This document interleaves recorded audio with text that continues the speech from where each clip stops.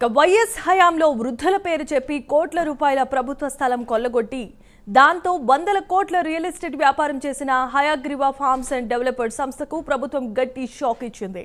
దాదాపు 16 ఏళ్ల కిందట ఎండాడలో వృద్ధాశ్రమం కోసం హయాగ్రీవాకు వైఎస్ రాజశేఖర రెడ్డి నాయకత్వంలోని కాంగ్రెస్ ప్రభుత్వం ఇచ్చిన 12.51 ఎకరాలను వెనక్కి తీసుకుంటూ కూటమి ప్రభుత్వం సోమవారం ఉత్తర్వులు జారీ చేసింది.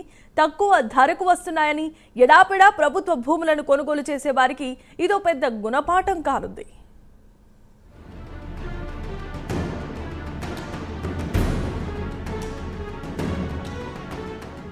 విశాఖపట్నంలో చిలుకూరి జగదీశ్వరుడు అనే వ్యాపారి హయగ్రీవా ఫార్మ్స్ అండ్ డెవలపర్స్ పేరుతో సంస్థను ఏర్పాటు చేసి వృద్ధులకు అనాథలకు ఆశ్రమం నిర్మిస్తానని చెప్పి రాష్ట్ర ప్రభుత్వం నుంచి 2008లో వైఎస్ రాజశేఖర రెడ్డి ముఖ్యమంత్రిగా ఉండగా 12.51 ఎకరాల ప్రభుత్వ భూమిని తీసుకున్నారు. విశాఖ రూరల్ మండలం ఎండాడ సర్వే నంబర్ 92/3లో 12.51 ఎకరాలను ఎకరా 45 లక్షల చొప్పున ఆ సంస్థకిచ్చారు. దీనిని మార్కెట్ రేటుగా జీవోలో పేర్కొన్నారు. పబ్లిక్ అకౌంట్స్ కమిటీ 2012లో జూలైలో విశాఖపట్నం వచ్చి మార్కెట్ విలువ తక్కువగా నిర్ణయించారని పేర్కొంటూ తదుపరి ఉత్తర్వులు వచ్చేంత వరకు అందులో నిర్మాణాలకు ఎలాంటి అనుమతులు ఇవ్వొద్దంటూ ఉడా జీవీఎంసీ అధికారులను ఆదేశించింది. దీనిపై హయగ్రీవ సంస్థ 2014లో హైకోర్టును ఆశ్రయించింది. తమకు ఎన్ఓసీ ఇవ్వాలని కలెక్టర్ను ఆదేశించాలని కోరింది.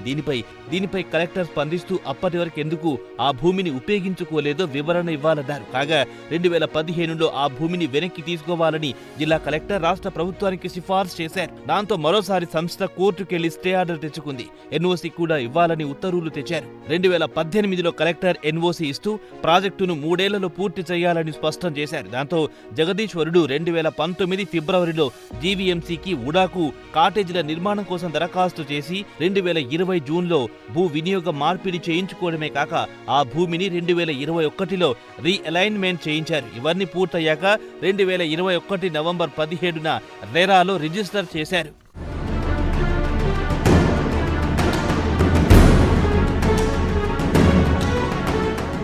జీవీఎంసీ అధికారులకు నిర్మాణ సంస్థ హయగ్రీవ సంస్థ దరఖాస్తు చేయగా వారు పరిశీలించి కొన్ని పత్రాలు లేవని వాటిని సమర్పించాలని ఆదేశించారు. ప్రాజెక్టు నిర్మాణంలో ఉండగా 16 సేల్ అగ్రిమెంట్లు 15 సేల్ డిడ్లు చేశారని గుర్తించి పనులు ఆపాలని 2022 మేలో ఓసారి జూలైలో ఒకసారి ఆర్డర్ ఇచ్చారు. కలెక్టర్ 2018లో ఎన్ఓసీ ఇచ్చి 3 ఏళ్లలో పూర్తి చేయాల్సిందిగా కోరినా ఇంకా పనులు కొనసాగించడం, బిట్టుగా అనుమతి తీసుకోవడం, ఇచ్చిన భూమిలో 5.99 ఎకరాల నిర్మాణానికి అందుబాటులో ఉన్న పనులు చేపట్టకపోవడం వంటి ఉల్లంఘనలు అధికారులు గుర్తించారు.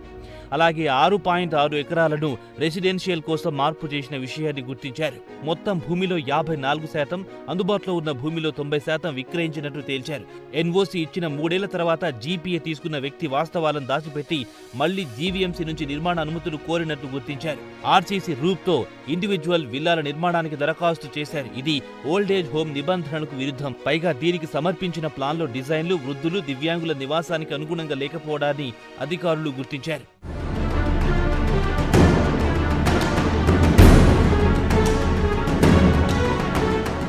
జగన్ సీఎం అయిన తర్వాత ఆ భూములను వైసీపీ నాయకులు కబ్జా చేశారు. జగదీశ్వరుడి నుంచి ఆ భూములను నాటి Visakha MP MVV Satyanarayana, auditor G Venkateswara Rao వంటి వారు రాయించుకున్నారు. అయితే తనతో బలవంతంగా సంతకాలు చేయించుకున్నారని అప్పట్లో జగదీశ్వరుడు ఫిర్యాదు చేసినా ఆ తర్వాత మౌనం వహించారు. అయితే కూటమి ప్రభుత్వం రాగానే నాటి ఎంపీ సత్యనారాయణ మీద మళ్లీ జగదీశ్వరుడు కేసు పెట్టారు.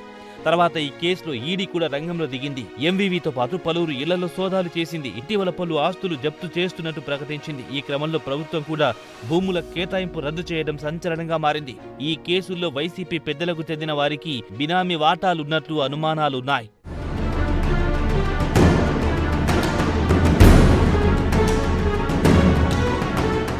కాగా ఈ భూముల మీద జగదీశ్వరుడు అవసరమైనప్పుడల్లా ఆడిటర్ జి వెంకటేశ్వరరావు, మాజీ ఎంపీ ఎంవివి సత్యనారాయణ నుంచి అప్పులు తీసుకున్నారని, ఆ మొత్తం చెల్లించలేక వారికి వాటా ఇచ్చారనే వాదన వినిపించింది. మంచి లొకేషన్లో ఉండడంతో నగరంలోని ధనవంతులు, రాజకీయ నాయకులు కోట్ల రూపాయలు పెట్టి వాటిని కొనుగోలు చేశారు. ఈ డిమాండ్ను గమనించి ఎంపీపీ జి వెంకటేశ్వరరావులు తమ మనిషిగా సంస్థలో బ్రహ్మాజీ అనే వ్యక్తిని ఎండిగా చేసి ఆ స్థలంలో ప్లాట్లు వేసి అమ్మి కోట్లు కొల్లగొట్టారని తెలుస్తోంది.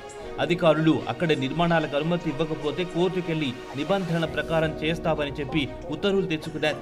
దీనిపై అప్పట్లో విశాఖ తూర్పు ఎమ్మెల్యే వెలగపూడి రామకృష్ణ బాబు తీవ్రంగా వ్యతిరేకించడమే కాక అనేక సార్లు అసెంబ్లీలో ప్రస్తావించారు. భూమిని వెనక్కి తీసుకోవాలని డిమాండ్ చేశారు. మరోవైపు గాజువాక మాజీ ఎమ్మెల్యే పల్లా శ్రీనివాసరావు, జనసేన కార్పొరేటర్ పీతల మూర్తి యాదవ్ ప్రజా ప్రయోజన వ్యాజ్యం వేశారు. అంతకుముందు ప్రజాపద్దుల సంఘం కూడా ఈ భూమిని తక్కువ ధరకిచ్చారని ఆక్షేపించింది. అనేక ఉల్లంఘనలు, తప్పులు జరగడంతో ప్రభుత్వం ఆ భూమిని వెనక్కి తీసుకోవాలని ఆదేశిస్తూ ఉత్తర్వులు జారీ చేసింది. కాగా విశాఖ నగరంలో కొంతమంది రియల్ ఎస్టేట్ వ్యాపారులు ప్రజాసేవ ముసుగు వేసుకుని తప్పుడు పనులు చేస్తున్నారు. ప్రభుత్వ భూములు ఆక్రమించి కబ్జా చేసి ప్రాజెక్టులు చేయబడుతున్నారు. వాటిలో ఏది కొన్నా ప్రజలు నిండా మునిగిపోవాల్సిందేనని అధికారులు సూచిస్తున్నారు. కాగా కూటమి ప్రభుత్వం నిబంధనలు కఠినంగా అమలు చేయడంతో ఇలాంటి చోట్ల ప్లాట్లు కొన్నా ఎన్ని దశాబ్దాల తర్వాతైనా ప్రభుత్వం ఆ భూమిని వెనక్కి తీసుకునే ప్రమాదం ఉంది.